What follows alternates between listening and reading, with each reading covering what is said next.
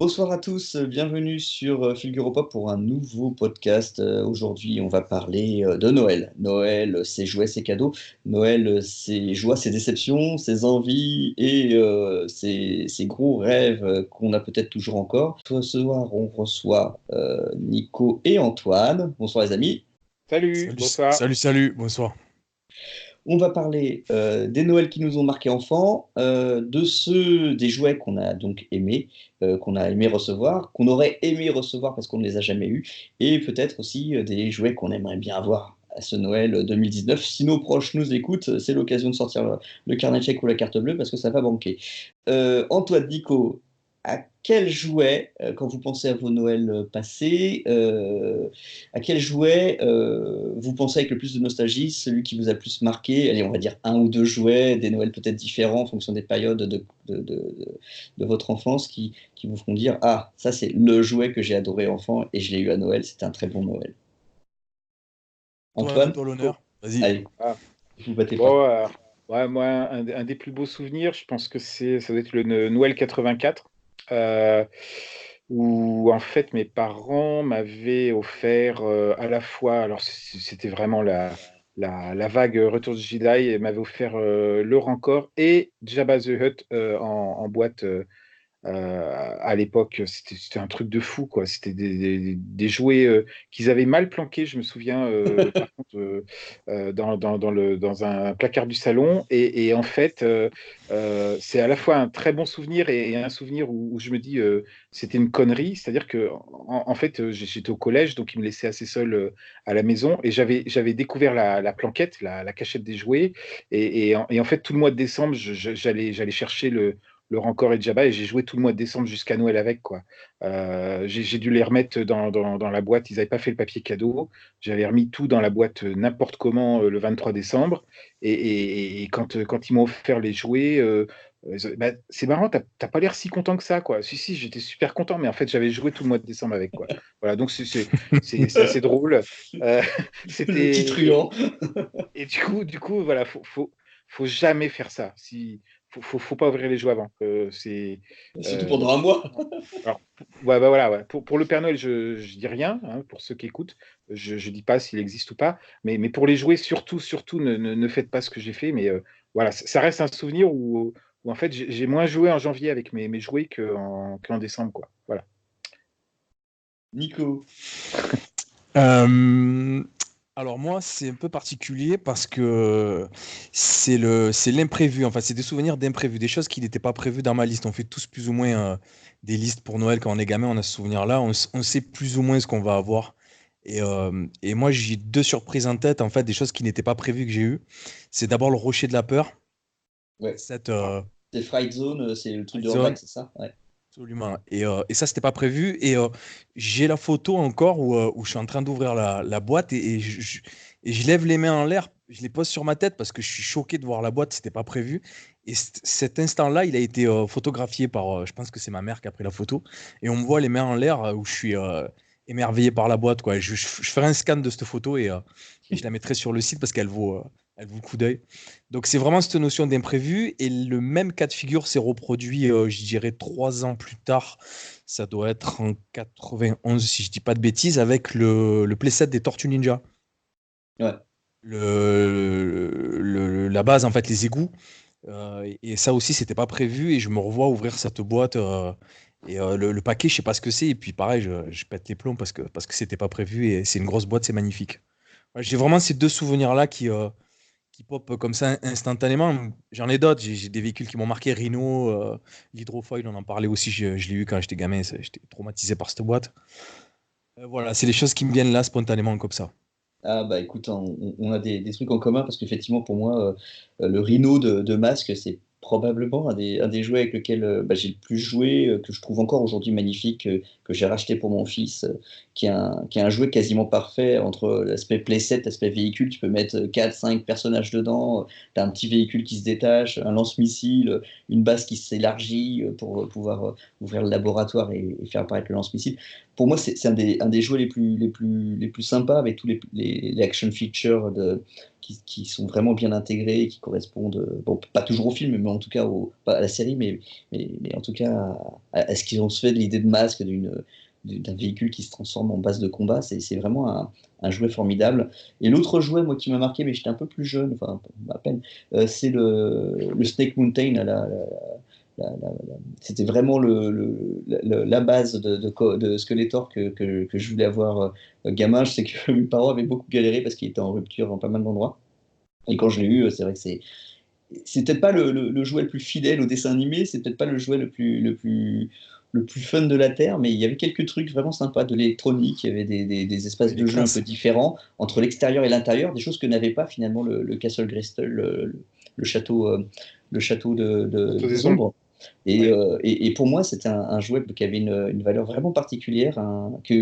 D'ailleurs, c'est un jouet que j'ai pas racheté. C'est marrant, je ne l'ai pas racheté. Là, je vois celui que sort Super Seven pour les Motuc, enfin pour la nouvelle version Jumbo, enfin un peu farcie des monstres de l'univers. Bon, j'ai pas les moyens ni la place pour acheter un truc comme ça, mais c'est vrai que ça me parle plus que le Château des Ombres.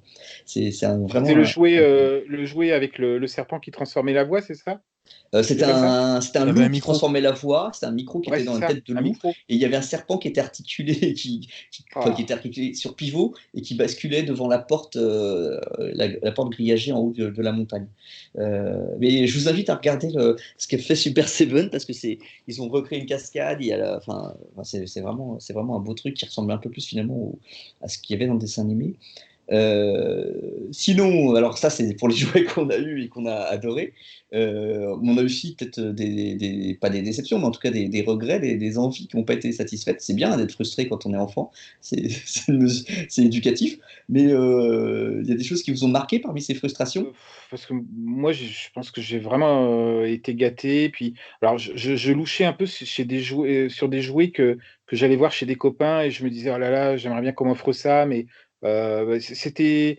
Alors, il y avait le Fort Playmobil. Alors là, c'était un souvenir de dingue, mais bon, j'étais pas Playmobil, donc j'étais parti sur Star Wars, donc je pouvais pas tout avoir. Et puis, sinon, c'est ce qui me faisait vraiment rêver, c'était les jouets Ulysse 31, quoi. Mais alors là, c'était vraiment du top délire, les jouets Poppy en métal.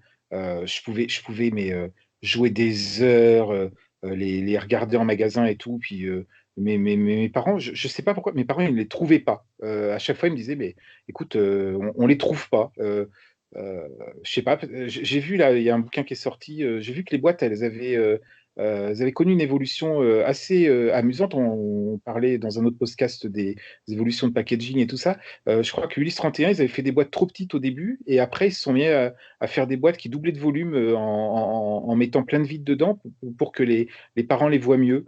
Alors, je me dis peut-être que mes parents, je sais pas, ils auraient peut-être dû voir les deuxièmes boîtes, mais voilà, je suis passé à côté d'Ulysse 31 et maintenant c'est hors de prix et voilà. Puis, Et maintenant, t'es triste.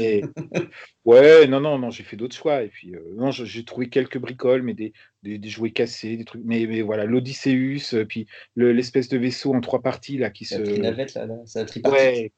Oh là là, qu'on voyait dans le générique, mais c'était un truc de dingue, ça. Un truc de dingue. Voilà. On sait quoi t'offrir à Noël. Viens voir les boîtes. Du coup, il va sortir des trésors et tu vas baver. Désolé, Antoine. Ouais. Bah, toi, t'as tout, Nico. Mais ouais, non, je suis passé à côté. Ouais, Sankook. Enfin, tous les jouets en métal, là, j'ai trouvé vraiment classe, quoi. Ouais. Voilà. Nico? Est-ce que les anniversaires, ça compte ou pas? C'est Noël. T'es né en décembre? Non, je suis pas né en décembre, je suis né en août. Bon, on va garder Noël alors. Il n'y a pas de sapin. J'en avais une qui correspond à l'anniversaire qui valait son pesant de cacahuètes. Mais sinon, balance deux. Même, allez. Balance les dossiers, vas-y. Ouais. Alors, 3 très rapides. Le premier, c'est Techno Viper. Viper, celui-là, je le voulais. Blister G.I. Joe, et puis je ne l'ai jamais eu parce qu'il n'était pas dispo. Les G.I. Joe, c'était tout en décalé, c'était compliqué. Et impossible de le trouver. Et voilà, j'ai eu beau découper tous les points derrière les boîtes, les cumuler, envoyer des courriers. Chaque fois, il me répondait à Hasbro France, il n'y a pas de problème. Nous sommes désolés, c'est pas disponible. Voilà. Celui-là, c'est le premier. Le deuxième, c'est Stinger de masque. Je le voulais, pareil. Introuvable. Tu sais, c'est la voiture orange là, qui se transforme en tank. À la place, j'ai eu Slingshot, donc c'était un traumatisme pour moi parce que je déteste les avions. Et cette espèce de gros van Un qui van s'ouvre en deux, co. là, ça ressemblait à un truc de Barbie. C'est ouais, c'est pas Ah ouais, terrible, hein, c'est pas le meilleur. c'était atroce. Pour moi, j'ai beaucoup souffert. Et la troisième anecdote, c'était un anniversaire, mais je l'ai dit parce qu'elle est sympa. J'ai un pote, je devais avoir, je dirais, je sais pas, 9 piges, un truc comme ça. J'ai un pote qui s'appelait Thibaut. Hein. Si tu m'entends, tu peux te jeter dans le vide. Il m'avait dit, ouais, mes parents, ils t'ont acheté un véhicule G.I. Joe pour ton anniversaire et tout. C'est un gros avion bleu, etc. Oh là là, dans ma tête, tu vois, direct le ferrailleur. Derrière. J'étais trop content, tu vois.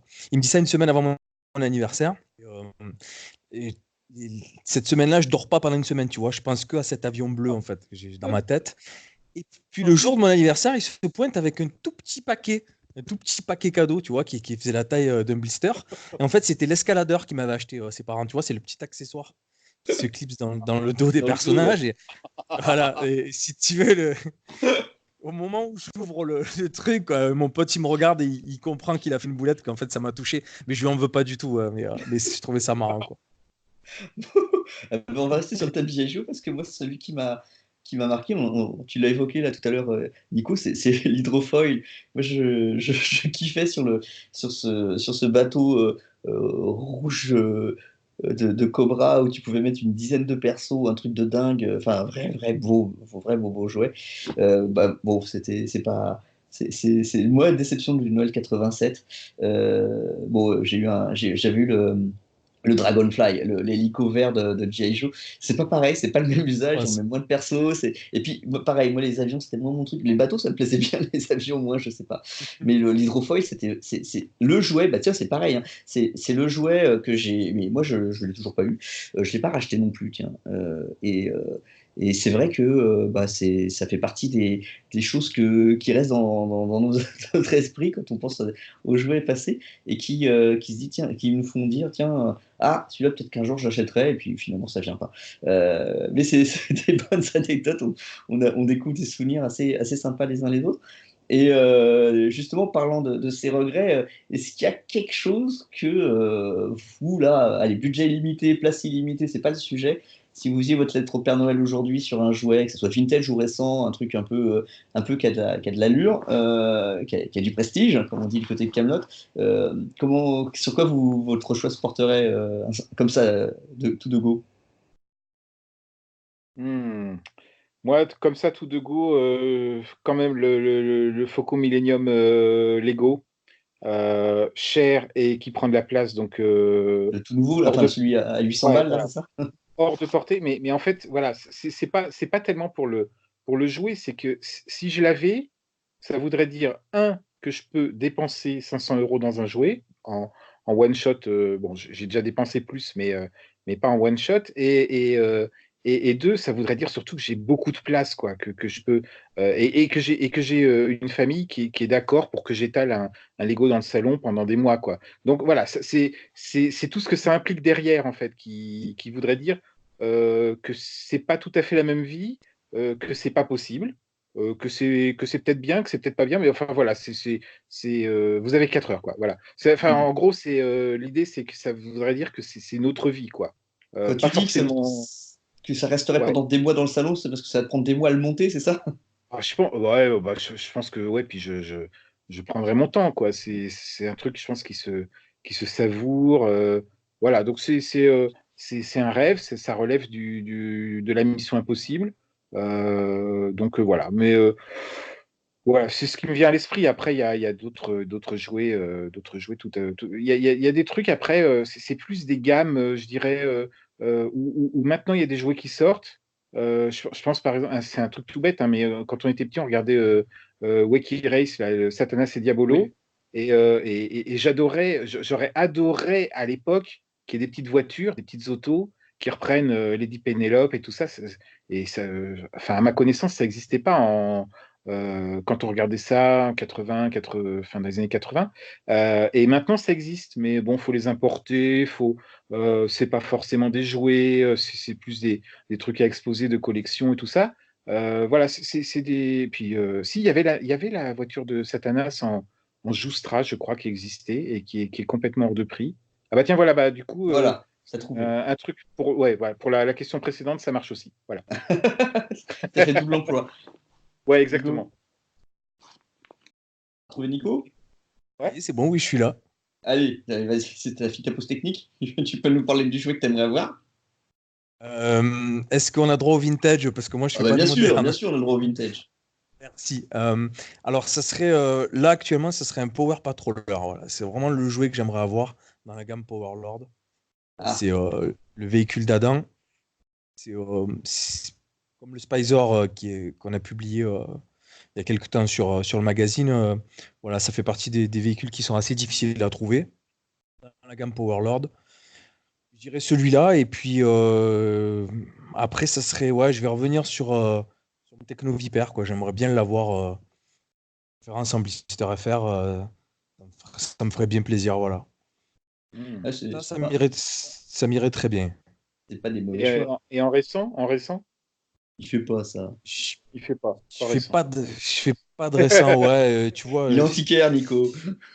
Ouais, c'est ça. Et puis, j'ai déjà ce que je veux en récent, quoi. C'est plutôt du Product Alien, mais c'est des Hot Toys. C'est Ouais, certaines figurines NECA que j'ai déjà, en fait. Donc, c'est bon, quoi. Hmm. que demande le peuple. Non, alors moi de mon côté, allez, il y a deux trucs vintage.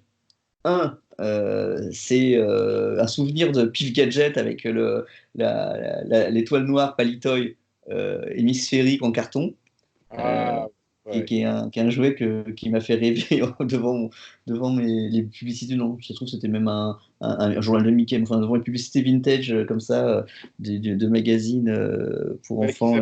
ils appelaient ça Alpha du Centaure d'ailleurs, à Ouais, l'époque. exactement. Mais après, on voit une. Ouais, c'est sur Alpha du Centaure, ouais, ça doit être ça. Où Ils disent Il y a sur Ben Alpha du Centaure. Kenobi, Lando Calrissian, il y a tout le monde dans la base. Ouais, Et bon. c'est ça. C'est très très drôle, très Et drôle. pendant un moment, je me suis demandé si c'était pas Bespin qui était représenté.